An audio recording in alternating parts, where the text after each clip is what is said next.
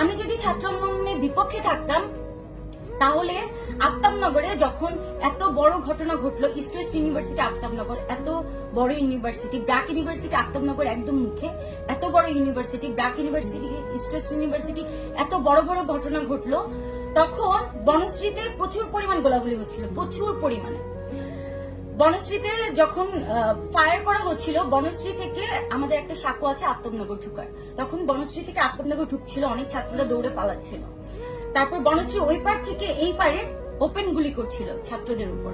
তখন আমি আমার বাসার নিচে দারোয়ানকে গিয়ে গেট খুলে দিছি, আমি বলছি ছাত্রদেরকে আমার গেটে ঢুকান, যাতে করে পুলিশ তাদেরকে গুলি করতে না পারে, তারা রাস্তায় এখন সেফ না।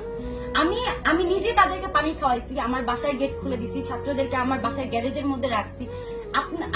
আপনারা কি মনে করেন সোশ্যাল মিডিয়া সবকিছু প্রকাশ করলে আপনারা জানবেন, আর সোশ্যাল মিডিয়া প্রকাশ না করলে আমি কিছুই করি নাই? এগুলোকে আপনাদেরকে বলে বলে আমার করতে হবে? আমি কি করেছি আমারটা আমি জানি।